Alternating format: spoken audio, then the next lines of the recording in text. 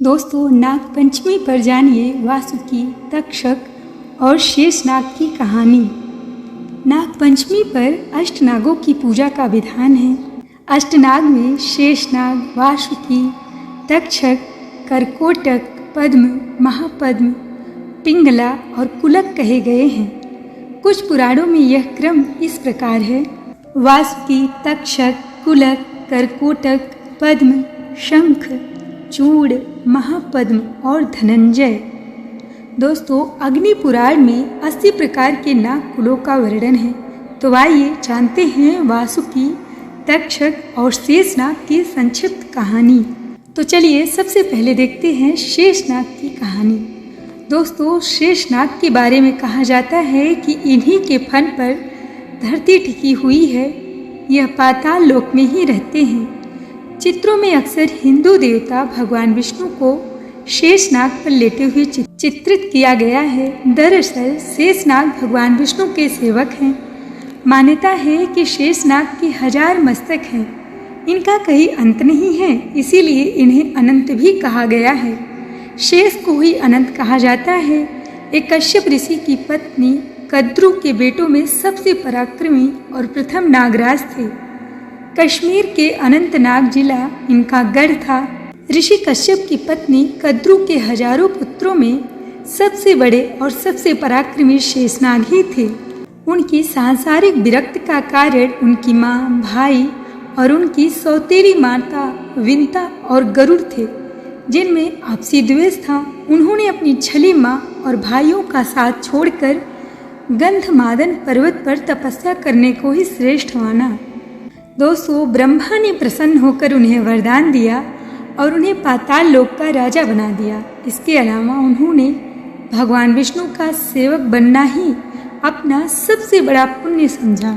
शेषनाग की पृथ्वी के नीचे जाते ही अर्थात जल लोक में जाते ही उनके स्थान पर उनके छोटे भाई वासुकी का राज्य तिलक कर दिया गया।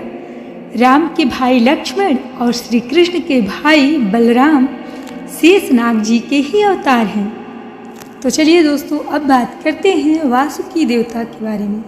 दोस्तों, शेषनाग के भाई वासुकी को भगवान शिव के सेवक के रूप में माना जाता है।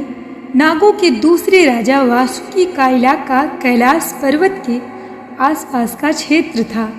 पुराणों के अनुसार वासुकी नाग अत्यंत ही विशाल और लंबे शरीर वाले माने जाते हैं।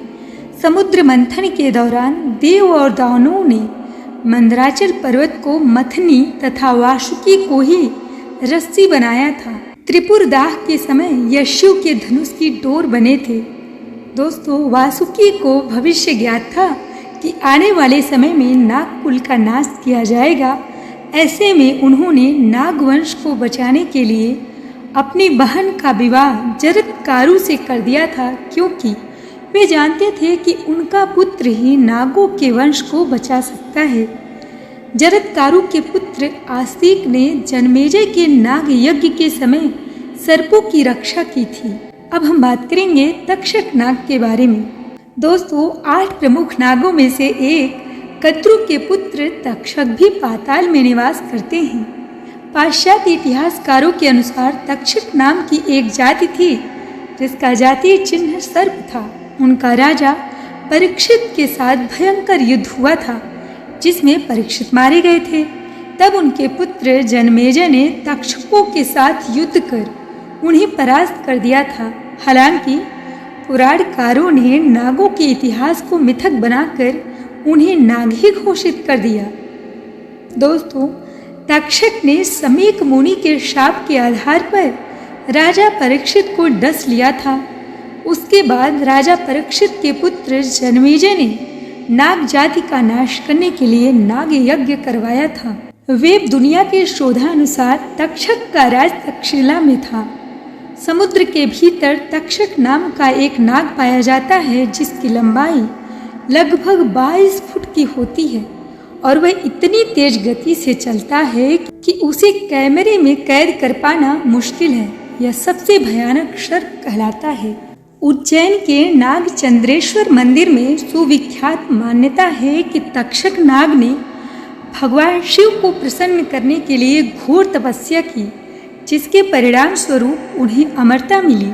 शिव जी को ध्यान में विघ्न न हो, इस कारण तक्षक केवल नाग पंचमी के दिन दर्शन देते हैं, इसलिए मंदिर के कपाट उसी दिन खोले जाते हैं। और दोस्तों, नाग पंचमी कथा में यह बताया जाता है कि शेष नाग की उपासना और पूजा से भक्तों की रक्षा होती है, सर्पदंश का भय दूर होता है और कुल में समृद्धि आती है। तो दोस्तों, नाग पंचमी श्रावण मास के शुक्ल पक्ष पंचमी को मनाई जाती है और इस वर्ष 29 जुलाई को मनाया जाएगा, जिसमें शुभ मुहूर्त सुबह लगभग 5:50 से 8:31 बजे तक है। और दोस्तों, इस दिन पूजा अर्चना करते समय मुख्यतः 8 प्रमुख नाग देवों वासुकी, तक्षक, कालिया, शेषनाग, ऐरावत, मणिभद्र, करकोटक, धृतराष्ट्र, धनंजय की पूजा की जाती है। तो यदि आप गाय के दूध से नागों को स्नान कराते हैं तो आपका कुल सर्पदंश से सुरक्षित रहता है। तो दोस्तों, कैसी लगी आपको ये वीडियो हमें कमेंट में ज़रूर बताइएगा।